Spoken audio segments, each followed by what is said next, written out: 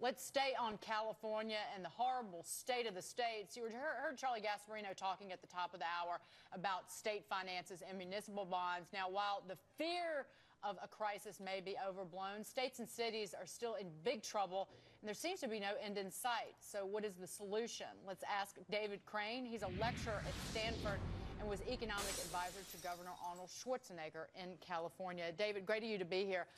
There's certain states, California to name one, Illinois, that have to nevertheless borrow billions of dollars a year just to meet generic shortfalls in revenue. In California, I know they cover seasonal shortfalls with billions in borrowing. And with the money that's been flooding out of the municipal bond market, I mean, what kind of pressure does that put on a California or a state if that financing is not readily available and cheap? Well, there should be no pressure on California in that regard.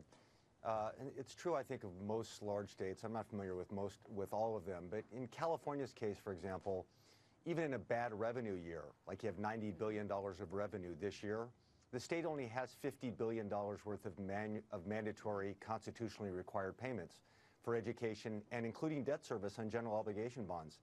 This year, the state will spend only $5.6 billion servicing general obligation bonds. And that's senior in the waterfall.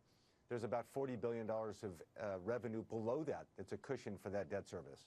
So there's no, threat or risk of bankruptcy or loss on California GOs, that sort of thing. Municipals are different.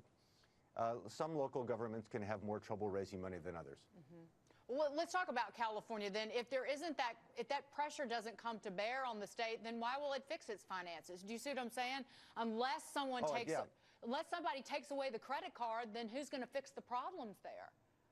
Now, I can tell you that the pressure is all on those programs that are that $40 billion cushion I mentioned. I'm a member of the Board of Regents at the University of California, for example, which has seen its state funding cut dramatically for over the last 30 years. This year, for example, out of its $21 billion budget, the state of California will provide about 12.5% of that.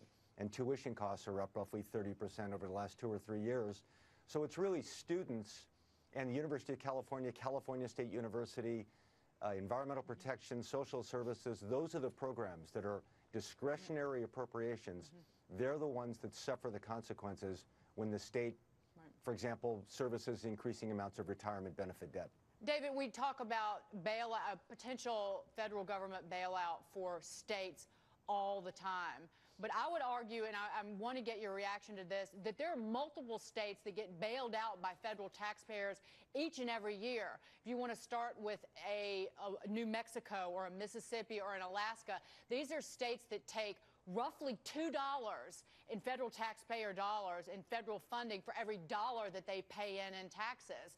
And so I want to know, the people who should be angry, are they the people in the states who are not getting dollar for dollar back from the federal government?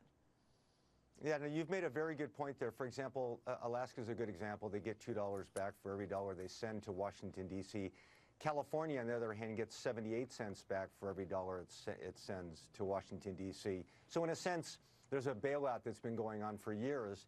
But in addition, there was an explicit bailout for all states when stimulus monies were used by state governments to support spending, particularly in education and public safety after the market crash of 2008.